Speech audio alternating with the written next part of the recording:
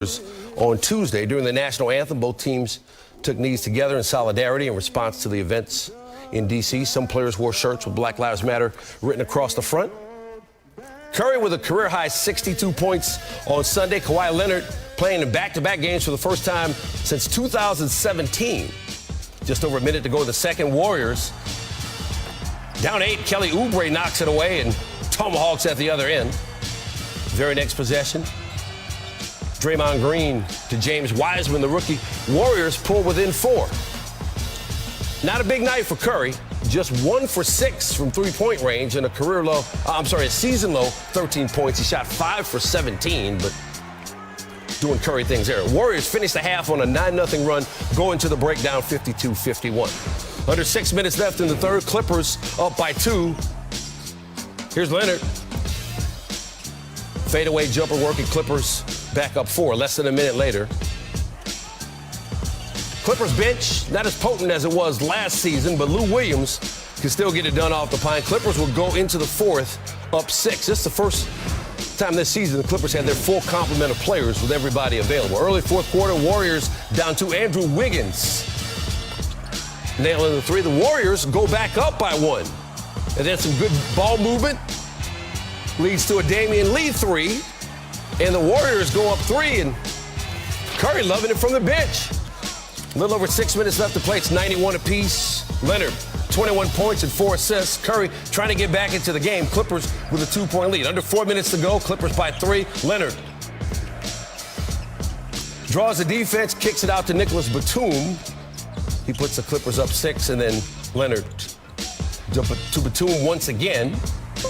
And the Clippers do a good job on Curry and hold on to win it by 7. 108-101. A couple games. It's serious.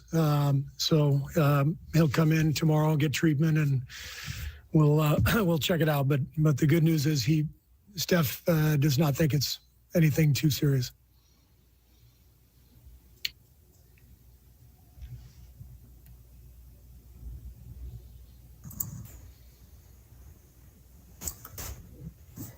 Hi, Steve. Brian Wood with NBC Sports Bay Area.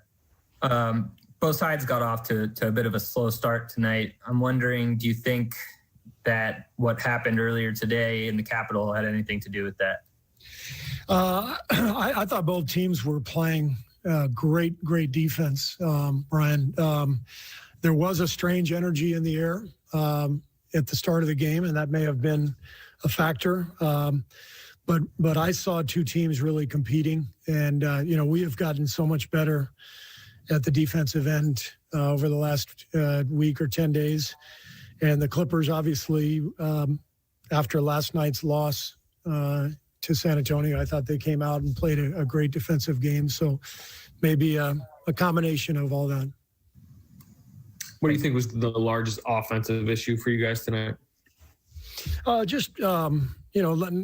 a ton of rhythm or flow. I mean, we played a team that's going to be, at full strength like they were tonight, one of the best defensive teams in the league with a ton of length. And so they did a really good job. I thought they played an excellent defensive game. They hounded Steph and we couldn't find a rhythm. But I was really proud of the guys. I mean, they hung in there the whole game. Our second unit, led by Eric Paschal, came in, did a fantastic job in the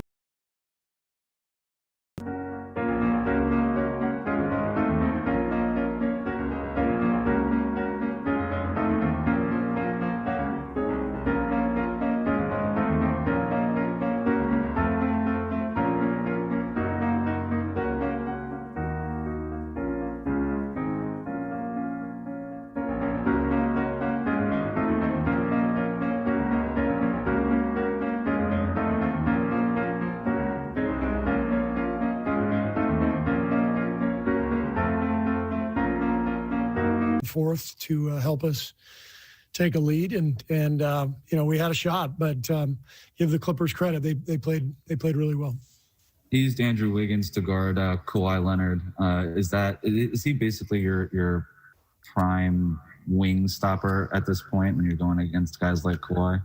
Yeah, Andrew and Kelly both. You know, there's in this league you have to have size and length on the wings to guard people like Paul George and Kawhi Leonard. So both Kelly and Andrew have been really good defensively. I thought they were excellent again tonight, and so it's a really positive sign. I love this team. I love our guys. They're great guys. They're competing like crazy. They're absorbing things. They're getting better every day, and it's fun to see them every morning when I come into the gym. So this is a really good group, and we're going to improve quite a bit over the course of the season. Kate Rooney from Cron 4. You mentioned that you've seen these guys make some defensive improvements over the last couple of games. What adjustments have you seen them make? I think Draymond's return is the biggest thing. Kate, you know, he's the best defensive player in the world. He guards everybody. He keeps the defense connected. And so the combination of his return plus, everybody starting to understand what we're trying to accomplish defensively, I think that's the reason for the change.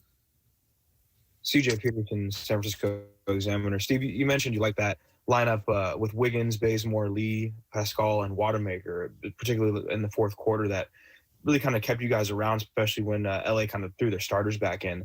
What do you like particularly about that group, and what makes them really so tough as far as defensively and making some shots too? Well, we've got shooters in that lineup, and we've got Eric Pascal to play through. You know, we've sort of just discovered this lineup over the past week since Marquise's injury. You know, it shifted Eric to the 5, and he looks very well suited to that role. You know, he played 20 minutes. He got 14 shots up. So he's an offensive force, and with that group, he's got shooters around him, and we're going to get him the ball quite a bit.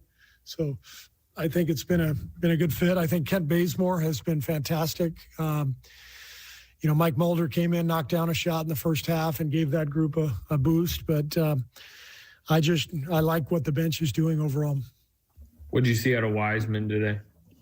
I think playing against a great team like the Clippers, a team that has all that experience and length and that does all that switching, it's not an easy team to play against for a young guy. So great learning experience for him tonight.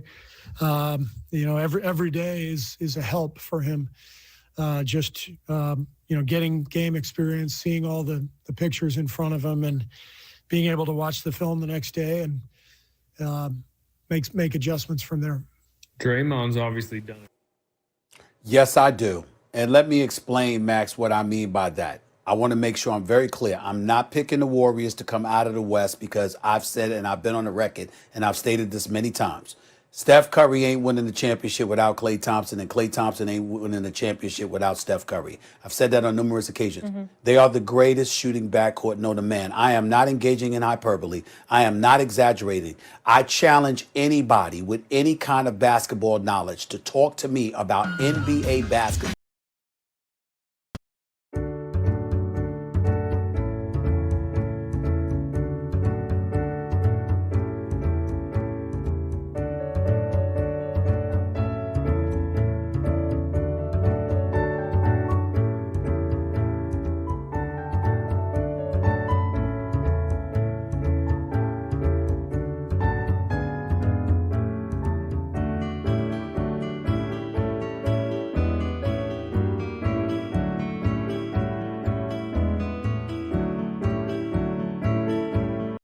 Which started in 1946 and became the NBA in 1950, 70 years ago. I challenge anyone to show me a better shooting backcourt than Steph Curry and Klay Thompson. They are the greatest in the history of basketball. And I challenge anybody to show me a greater shooter than Steph Curry. There is no one. No one. You might have better set shooters, but in terms of shooting, whether it's a set shot, it's off the dribble, from the right side, the left side, the wings, the key, it does not matter. This brother is the greatest shooter I've ever seen in my damn life. And when you consider that and you couple that with his movement without the basketball, and you combine that with the exceptional coaching of Steve Kerr and his staff and the unselfishness of players based feeding off the leadership of Steph Curry, this is the kind of element, Max, that I don't think he gets enough appreciation for. If you watch guys, it can be guys like Draymond Green and others who are in the lineup for 30-plus minutes a night. Or it could be somebody who's coming off the bench, averaging 8 to 10 minutes. You see behind-the-head passes and stuff. Guys are open, but they know instinctually to give the ball to that man. When you know basketball, you understand that people have belief in their own individual abilities. I have never seen someone, a leader, generate the level of selflessness that Steph Curry generates from his teammates. They all know instinctually when it comes to shooting the ball, if that brother got an inch free, give it to him. His movement without the basketball, his sniper-like marksmanship, all of those things considered, combined with Wiseman, a rim protector that you picked with number 2 overall, being on the front court with Draymond, a Jordan Poole, others that you got, Kelly Oubre's a big pickup, stuff like that. I believe with Steph Curry, could they pull it off? Could they upset? Could they get to a conference finals? Hell yes. I got the Lakers as my favorites. I got the Clippers as the number 1 team to watch. But I do not sleep on any team with a healthy Steph Curry and weapons, not shooting weapons, but the other weapons around him. Man, I can't sleep on them, Max. I just can't do it. Well, as usual, you make a very interesting point in a losing argument. Yep, Steph Curry is totally selfless, right? And by the way, the ball doesn't even stick with him. And that has an effect. I would say Magic Johnson was like that too, Stephen A. He was a guy who made his team selfless, like with his passing. Everyone knew they had to have their head on a swivel too, right? Had to be ready for everything. It's not going to make a difference in this season to get them to the finals. And here's the issue, and it's very simple. You don't need to have a great shooting team to get to the finals. You don't need that, even though in this day and age, of course the greatest shooting backcourt ever is going to come from this era because shooting keeps getting better and better because it's emphasized more and more, right? And of course it was Steph and Clay. That's uncontroversial. Everyone, I think, agrees with that. You don't need necessarily the greatest shooting backcourt ever, but you need to be able to shoot the ball. Tell me, other than Steph, who's the greatest shooter of all time, when you consider everything you just said, he's the greatest shooter of all time. I don't think it's particularly close, right? You talk about Ray Allen or even Clay or whoever else you want. Steph's doing it on the move with the handles. He's a mobile artillery unit, and he can do it from 35 feet. He kind of invented that. Tell me one other player on the Warriors who's going to get real minutes who shoots average for his position from deep. Average. Because Oubre is below average, Wiggins is below average, Draymond is below average, Pascal is below average, Wiseman is below average. You don't have a single other average.